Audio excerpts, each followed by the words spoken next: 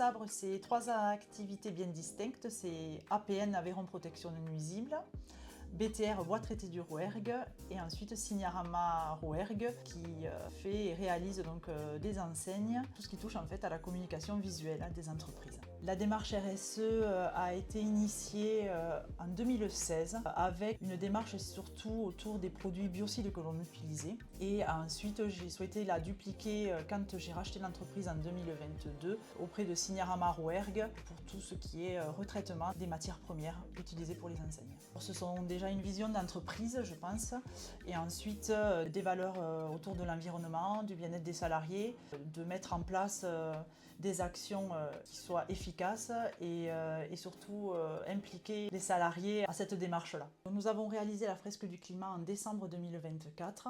L'intérêt était au départ donc de sensibiliser les équipes à tout ce qui touche donc à l'environnement.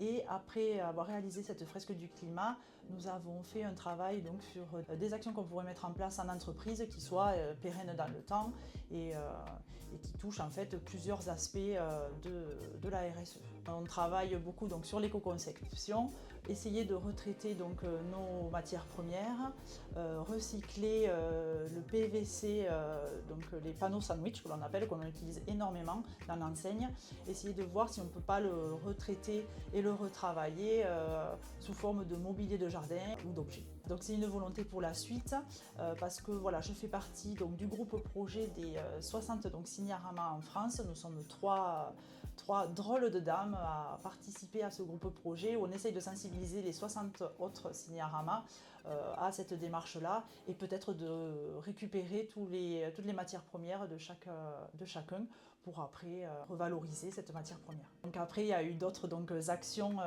qui vont être donc mises en place et qui sont déjà d'ailleurs mises en place. C'est l'optimisation des trajets pour éviter bien sûr le rejet carbone. Nous allons déménager en juillet 2025 donc dans un nouveau bâtiment où on a travaillé beaucoup sur la gestion des flux justement pour faciliter le travail des salariés à l'intérieur. Il y aura des panneaux photovoltaïques qui seront mis en place pour permettre une revente de l'énergie et en deuxième temps une autoconsommation pour la gestion donc, du parc machine que nous avons aujourd'hui. On a peu de consommation en eau, mais ne serait-ce pour laver les véhicules ou faire maintien des machines ou autre, voilà, récupération des eaux pluviales. C'est également un bien-être au travail, c'est travailler sur l'ergonomie auprès des salariés, que mettre en place auprès des salariés des horaires flexibles, qui bénéficient de plus de semaines de congé à l'année, des salaires qui sont surévalués par rapport à une grille présente.